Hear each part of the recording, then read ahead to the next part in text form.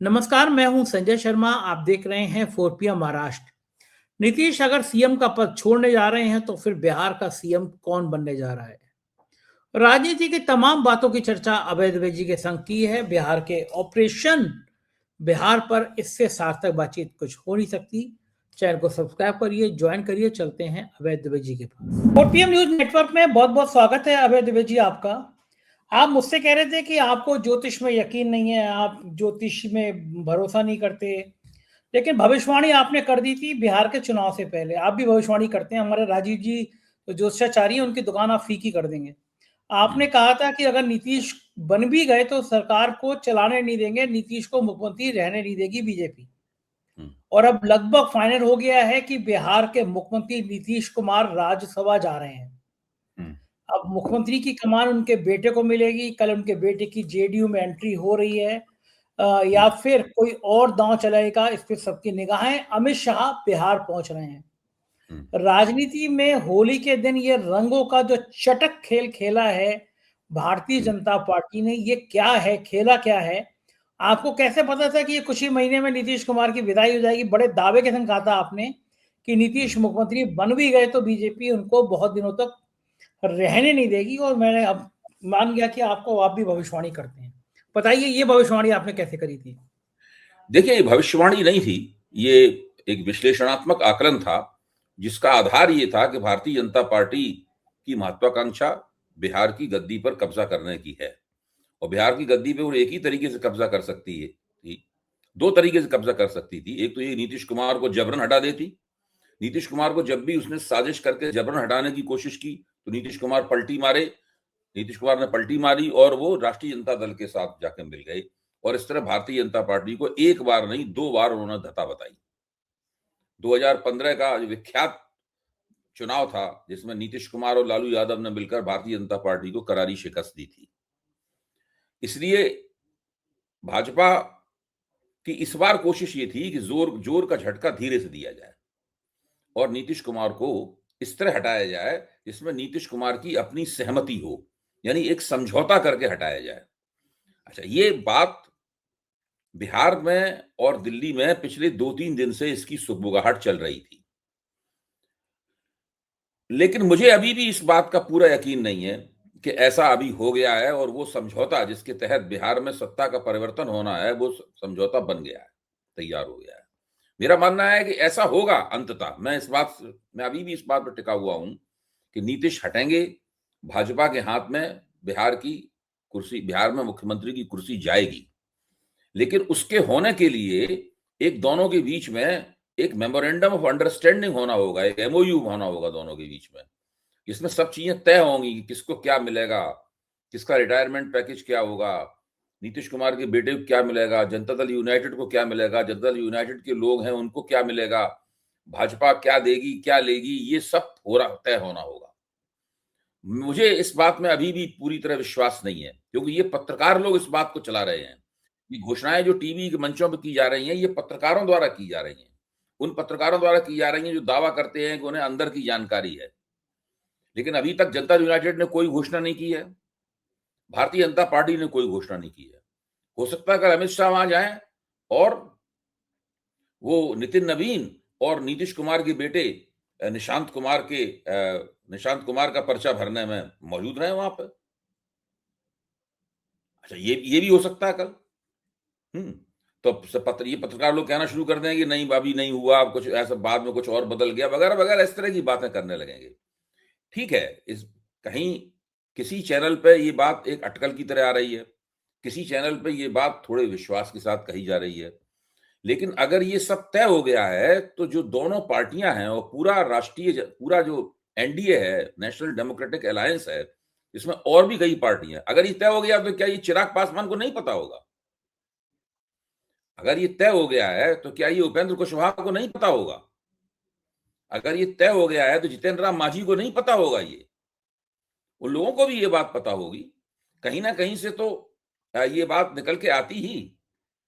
कोई बात नहीं, अभी हम लोग जो ये कार्यक्रम रिकॉर्ड कर रहे हैं आपके साथ में, हो सकता है कि कुछ घंटे बाद इस चीज पूरी तरह की पुष्टि हो जाए क्योंकि ये काम होना तो है, इसको तो मैं मानता हूं, ये होना है, लेकिन ये कब होगा, कैसे होगा, उसकी मॉडलिटीज क्या होंगी, उसका ढांचा क्या होगा, उसके पीछे की राजनीति क्या होगी, और उससे कुल मिलाकर सत्ता का बंटवारा किस तरह होगा केंद्र में और वहां पर, और जनता दल यूनाइटेड का भविष्य से जुड़ा हुआ है, वो क्या होगा, क्या ये सब चीजें बाकायदा इन चीजों के ऊपर एक सहमति बन गई है?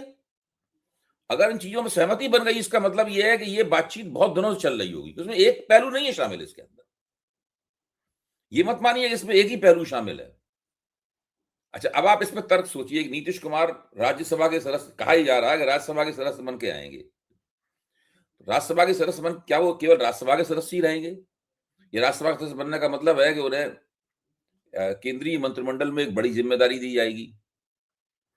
अगर उन्हें केंद्रीय मंत्रिमंडल, अगर उन्हें कोई, तो इसका मतलब ये हुआ कि उनको कोई सजावटी पोस्ट, गवर्नर की पोस्ट वगैरह ये नहीं दी जाएगी, बल्कि वो एक प्रशासकीय जिम्मेदारी लेंगे। अगर वो केंद्रीय मंत्रिमंडल में केंद्रीय कैबिनेट रैंक के मंत्री की जिम्मेदारी निभा सकते हैं, इतने उनका स्वास्थ्य ठीक है, इतने वो सतर्क और चाक चौबंद हैं, तो फिर बिहार के मुख्यमंत्री की जिम्मेदारी क्यों नहीं निभा सकते, जो जन्म जिंदगी से निभा रहे हैं? भाई आखिरकार उसके पीछे कोई तर्क होगा ना। और खुद नीतीश कुमार की तस्वीरें जिस तरह उनके बेटे के साथ आज के अखबारों में आई हैं, और एक दो दिन से वो चल रही हैं, तो नीतीश कुमार जाएंगे ये निश्चित है। कब जाएंगे ये अभी अटकलों के दौर में है। मैं तब तक इस बात को नहीं मानूंगा जब तक कि पार्टियों की तरफ से इसमें पुष्टि ना हो जाए। ये भी बड़ा आपकी बात सही है कि आपको पुष्टि तभी माननी चाहिए जब हो जाए, लेकिन लगभग तय है, क्योंकि सभी जगह ये बात आ गई कि कल नामांकन करा रहे हैं, वो अमित शाह जाएंगे। लेकिन मेरा बड़ा सवाल ये है कि क्या लगता है कि डिप्टी प्राइम मिनिस्टर जैसी कोई पद हो सकता है? डिप्टी प्राइम मिनिस्टर नाम का कोई पद नहीं हो सकता। ये नरेंद्र मोदी की सरकार है। केवल उन्हीं प्रधानमंत्रियों के तहत उप प्रधानमंत्री होते हैं जो कि अपने आप जो मानते हैं कि वो सत्ता का बंटवारा करने के लिए तैयार है, सत्ता में हिस्सेदारी देने के लिए तैयार है। कोई उप प्रधानमंत्री ऐसा कोई भी पद नहीं हो सकता। और उप प्रधानमंत्री बनाने के लिए नीतीश कुमार को राज्यसभा सदस्य बनाना पहले जरूरी नहीं है। वो प्रधानमंत्री बनाना बहुत बड़ी बात होगी।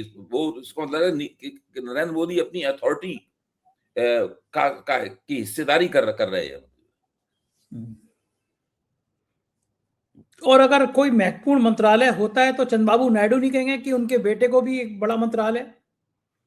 भाई वो तो देखिए, ये कोई बहुत आसान निर्णय नहीं होगा। कोई भी निर्णय होगा वो कोई बहुत आसान निर्णय नहीं है। अच्छा, अगर बात ये निकलती है कि नीतीश कुमार निशांत कुमार को राज्यसभा का सदस्य बना देते हैं और उसके लिए उन्हें भाजपा की मदद नहीं चाहिए, उनकी पार्टी के पास इतने एमएलए हैं, तो कि उनके पास एक कोटा है राज्यसभा की सदस्यता का, वो उनके एमएलए की दम पे ही निशांत कुमार राज्यसभा के सदस्य बन सकते हैं। राज्यसभा के सदस्य बनते ही उनकी सक्रिय राजनीतिक पारी शुरू हो जाएगी और 6-7 एक साल के अंदर अंदर वो नीतीश कुमार के उत्तराधिकारी बनने की मुद्रा में आ जाएंगे पूरी तरीके से। तो उससे तो भारतीय जनता पार्टी का मुख्यमंत्री के पद पर बैठने का ख्वाब जो है वो और पीछे चला जाएगा। तो मामला इतना इतना आसान नहीं है। मतलब अच्छा, अगर मान लीजिए थोड़ी देर को ये हम मान लें कि वो राज्यसभा जा रहे हैं, तो क्या वो मन से गए होंगे, या ऐसा कौन सा दबाव भारतीय जनता पार्टी मुझे तो नहीं लगता कि नीतीश कुमार की इतनी मति फिर गई है। या तो उनको बहुत कोई बड़ा प्रस्ताव मिला है। अगर उन्हें कोई बहुत बड़ा ऐसा प्रस्ताव मिला है जिसको उन्हें भरोसा दिया गया है कि अभी आप राज्यसभा के सदस्य बन जाइए और कुछ दिनों बाद आपको ये बना देंगे, या तो कोई इस तरह का कोई बड़ी बात हुई है, तो वो तैयार हो सकते हैं। वरना मुझे नहीं लगता कि केवल वो केंद्रीय मंत्री बनने के लिए वो बिहार के मुख्यमंत्री पद को छोड़ देंगे। और अगर ऐसी कोई डील हुई होगी तो वो डील संभावित क्या क्या हो सकती है आपके हिसाब से? भाई डील तो कई तरह की हो सकती है। एक डील ये हो सकती है कि नीतीश कुमार केंद्र में चले जाएं और उनको एक बहुत बड़ा आश्वासन दे दिया जाए, कुछ दिन तो राज्यसभा सदस्य बने रहेंगे, उसके बाद में वो आश्वासन लागू कर दिया जाएगा। कोई बड़ी हस्ती बन जाएंगे, वो उपराष्ट्रपति बन जाएं, राष्ट्रपति बन जाएं, या पता नहीं क्या, मतलब ये एक तो ये हो सकता है। एक किसी बड़े प्रदेश का राज्यपाल बनाने के लिए उनको राज्यसभा भेजने की कोई आवश्यकता नहीं थी, एक तो ये है। और वहां पर भारतीय जनता पार्टी का मुख्यमंत्री बन जाए, उसमें निशांत कुमार जो हैं वो उप मुख्यमंत्री बन जाए। एक तो ये डील बन सकती है। लेकिन ऐसे समय पे जब पूरी दुनिया युद्ध पे चर्चा हो रही है, प्रधानमंत्री पर सवाल उठ रहे हैं कि वो खामोश हैं, एपिस्टीन फाइल का जिन्न सामने है, उस समय में ये अचानक बिहार में ये सब करना, क्या माना जाए कि बीजेपी मोदी जी कई फ्रंट पे एक्टिव रहते हैं, या ऐसी घटनाएं क्रिएट कर दो कि एपिस्टीन फाइल को लोग भूल जाए, जिक्र ही ना करें? देखिए, एप्स्टीन फाइल तो आप कुछ भी हो जाए, एप्स्टीन फाइल की चर्चा होती रहेगी, क्योंकि वो केवल भारत से संबंधित मामला नहीं है। कोई भारत में घटित हुई घटना नहीं है, इसको मोदी जी किसी स्पिन डॉक्टरी करके दबा दें। वो अमेरिका में घटित हुई घटना है, उसमें नए नए लोगों के नाम आते रहते हैं, मामला प्रकाश में आता रहता है, बहुत सारे डॉक्यूमेंट प्रकाश में आ गए हैं, उससे भी ज्यादा डॉक्यूमेंट, दस्तावेज प्रकाश में आने बाकी है। तो मुझे नहीं लगता है कि एप्स्टीन फाइल की चर्चा इसमें बंद हो सकती है। और युद्ध भी चल रहा है, युद्ध में मुख्य खबर तो युद्ध ही है। अच्छा, दूसरे, बिहार में अभी चुनाव एनडीए को जीते हुए बहुत समय नहीं हुआ है। मुझे लगता है कि अगर अभी वहां बिहार में सत्ता परिवर्तन होता है तो ये बहुत कम समय में होने वाला सत्ता परिवर्तन होगा। अच्छा, भारतीय जनता पार्टी बिहार में करने क्या जा रही है? अचानक राष्ट्रीय अध्यक्ष बिहार से आ गया, फिर नितिन नवीन को राज्यसभा भेजा गया। बिहार इतनी बड़ी लेबोरेटरी क्यों बना रही है बीजेपी? कारण क्या है? नहीं हो सकता बिहार को एक बहुत बड़ी मदद वो बिहार को एक अपने नमूने के प्रदेश के तौर पे वो देख रहे हो। अच्छा, ये तो बात तय है कि जो वायदे किए थे चुनाव में, उन वायदों को पूरा करने के लिए केंद्र सरकार को बहुत बड़े पैमाने पर बिहार को रुपया ट्रांसफर करना पड़ेगा।